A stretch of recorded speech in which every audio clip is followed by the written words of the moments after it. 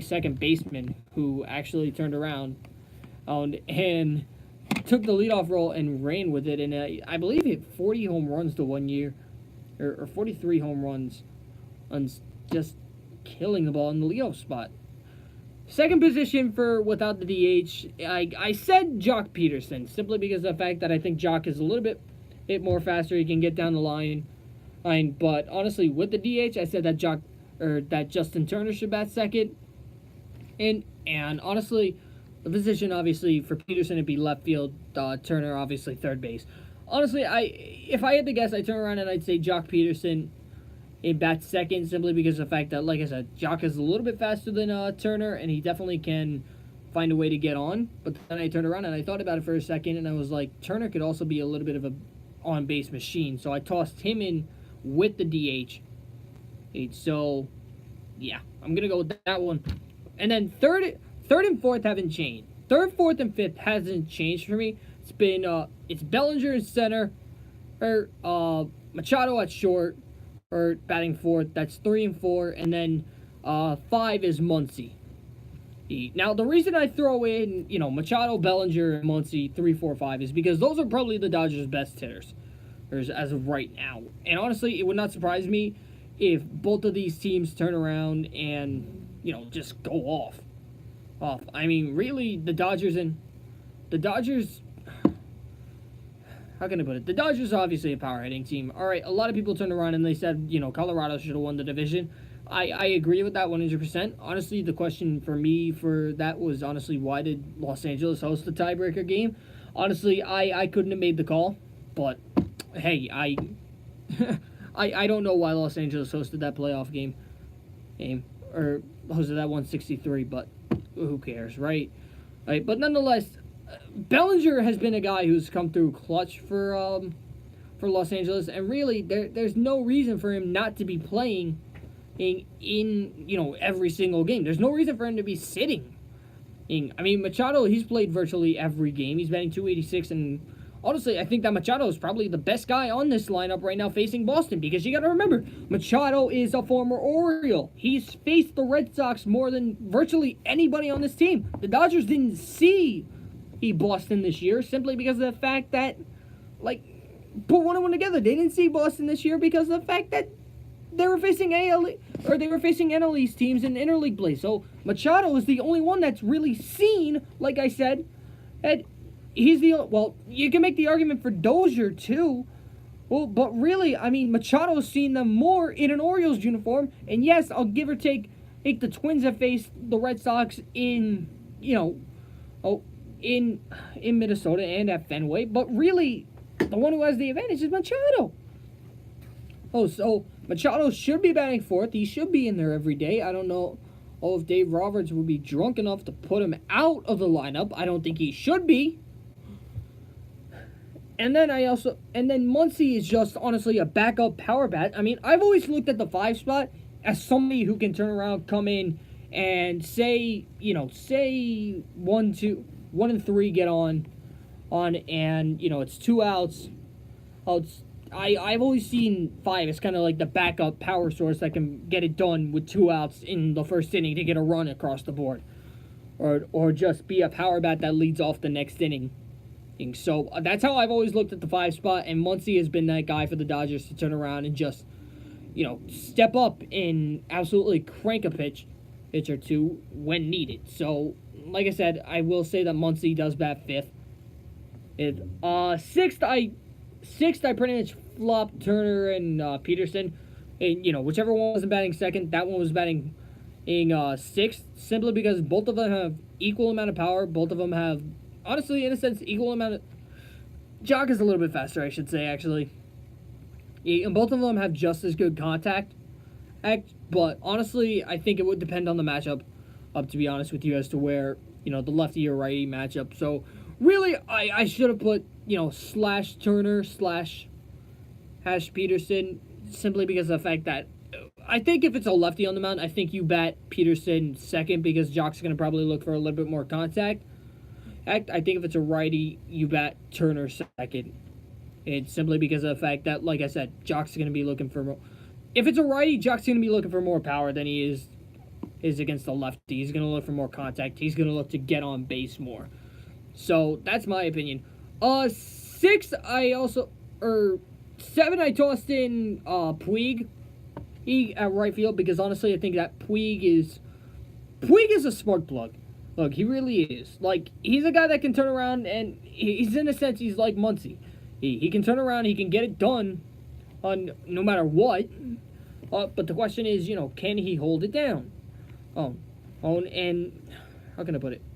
Actually, how can I describe Puig? Puig can turn around. He's been on the Dodgers, I think. Nah, he hasn't been. Nah, Grandal has been longer. But nonetheless, Puig can turn around, show up, and ignite, whether it's a rally or whatever it may be. I think that Puig can turn around, get it done. And honestly, even on the bench, turns around, gets the team fired up when he needs to. Oh, and even when he gets a single or something like that, he gets them fired up. He gets them going. So I'm going to go ahead and say Puig bats 7. And honestly is a good backup for Turner Peterson. And then, okay, so with the DH, I put, and I'll touch on this one, for the DH, I said Matt Kemp, simply because of the fact that Kemp has been unreal, in a sense, for the Dodgers, and he's been really good in pinch hit situations, and I definitely do think that he's earned a chance to, play DH. Could you make the argument for David Freese?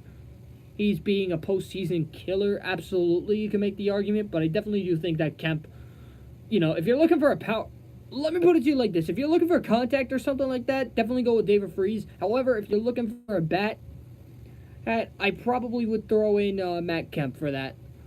So it'd be one of those two, but I went with Kemp simply because of the fact that I think Kemp is a little bit better in terms of the power aspect, and definitely, can hit out of the 8-hole and kind of be a guy that they actually forget about, in a sense, because a lot of times the way I look at it, the way I've been looking at it is pretty much DH role. How can I put it? The DH role turns into this: is you turn around and say you take out, say you take out the DH. You got your catcher or something like that. That would be the 8th hole. And I'll touch on the without the DH. So pretty much it would be your catcher. Who do you throw in? I threw in Grandal, simply because of the fact that, yes, Grandal is slow, but he's also a better catcher, in a sense, than Austin Barnes, in my opinion. And I think that Grandal can definitely turn around, rip a couple of base hits, definitely get it done, and definitely be forgotten about in the lineup, because a lot of people don't remember this, or don't know this, but Grandal, honestly, he's in the running for, I believe he's in the running for a Gold Glove this year, and he's definitely also very well with the bat. He has a lot of pop in his bat, and that's another reason why I tossed Kemp there, is because a lot of people forget about the 8 and 9 hitters, when really some of the 8 and 9 hitters have a ton of power in their bat and can do a lot of damage.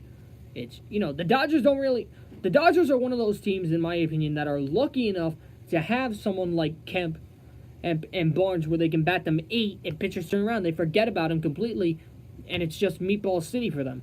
They turn around. It's like, oh, I'm facing Matt. It's like, oh, I got the number 8 hitter. Then you turn around, it's like, start pitching, and then it's like, oh, it's Matt Kemp. And then next thing you know, you throw a hanger, and then Kemp makes you pay. So, yeah, give me Kemp in the 8 spot with the DH. Like I said, in the 8 hole, pretty much the last position player that I said should bat is the catcher, and I did say Grandal. And I kind of said my reasoning, simply because of the fact that, I think that I don't think that Austin Barnes is a bad player. I just think that, Grandal is a little bit better. Barnes is batting, now give or take these numbers aren't good. Barnes is batting .091 in the postseason, and Grandal is batting .120. But, you look at the regular season stats, this year, Barnes is batting .205, while Grandal is turning around and batting .241. So, what does that tell you? Ooh. And, again, the home run aspect. Grandal has 24, Barnes has only 4. So, really, it should be a no-brainer. If you're done, or what's the name? If you're the Dodgers, you're starting in Grandal every single game. And why I'm drawing a blank on Dave Roberts, there we go. Why I was drawing a blank on who the Dodgers manager was is beyond me. Probably, I just had a big brain fart, we'll say. Alright, my brain just let one loose, and it stinks. Alright, yeah, we'll go with that. Alright, so, like I said, I'm going to go with Barnes on this, or I'm going to go with Grandal as the 9-hitter simply because of the fact that, the stats don't lie. I mean, Grandal is batting 241. He's batting a $120 in the postseason. I know it's not that good, alright? But it's better than what Barnes is doing right now, and it's up a .091 on batting average. And I think that Grandal is a little bit better behind the dish. So give me Grandal starting in that 9 hole. And really, you're going back home. So there's no reason, like I said, for Dave Roberts to turn around and rest any of these guys. It's no reason. So, yeah. Alright, guys, so that's kind of it. I mean, who do I think is going to win? I think that how can I put it? If Dave Roberts actually smartens up and turns around and actually starts the guys that we know should be starting, there's no reason there's no reason for them to be losing. Hey, there's no reason for them to be down 0-2 right now. There's no reason for it. But I mean, what am I? I'm just a guy on the radio that has his own show and doesn't know what he's talking about, right? Right? And again, for those of you who haven't been on the show long enough, folks, that's sarcasm. Alright, I wouldn't have my own show if I didn't know what I was talking about. So, yeah. How can I put it? I think the Dodgers definitely need to find a way to turn around and actually, and call it the obvious alert. But they actually need to take some games at home. Whether they go down, alright, personally, could they sweep the Red Sox at home? Absolutely. They have every right to. Alright, they have every potential to. However, the problem that you run into is that, the Dodgers ran into this situation last year where they were in a win-or-go-home situation against the Astros. Game 6, they lost. Turn around, Game 7, they win. Or no, Game 6, they won. And then Game 7, they just turn around and do nothing. Seager makes the last out. So really, I think that... Really, I don't think there's no reason for the Dodgers to turn around and not get 2 wins at home. There's no reason for it. There really isn't. So, I'm going to go ahead and I'm going to say that the Dodgers at least take 2. Would it be a bad thing if they go into Boston losing 3-2? No, it wouldn't, but it also would, because then that means you have to turn around and win 2 in a row at home. Or, how can I put it? If they turn around and they lose tomorrow, if they lose Game 3 tomorrow, it's over. Boston wins. Might as well. I'm not going to say might as well pack in, but at home, and then you have to win you have to win 2 straight at home and then 2 straight in Boston, which is, in my opinion, going to be impossible. So, I think tomorrow you have to win. And could you make the argument to win, on the road? In Boston, be down 3-2? Yeah, absolutely. You could make that argument.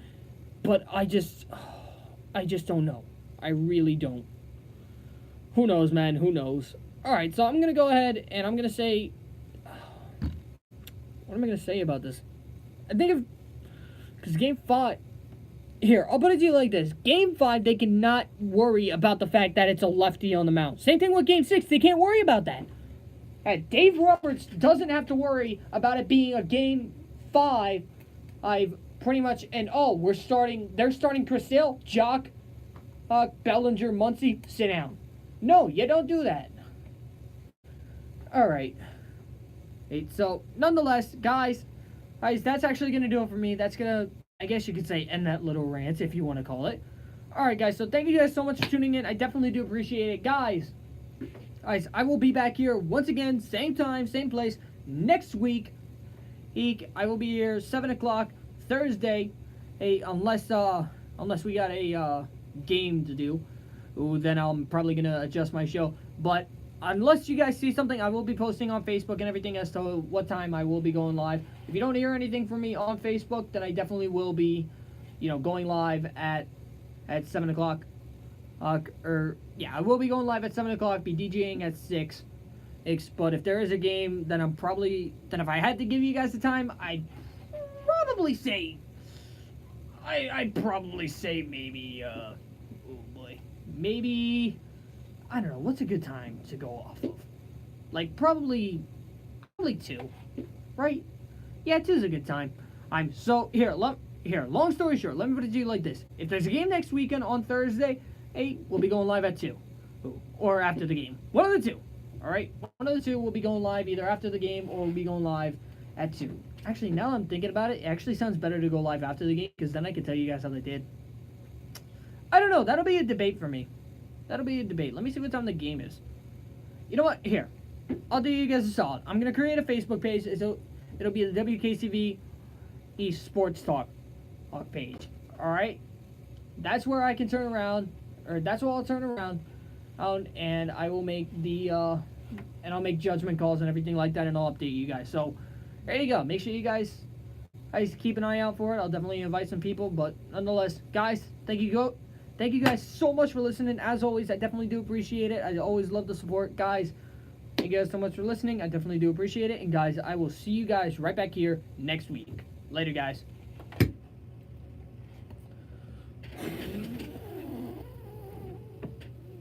Wow. Of Keystone College.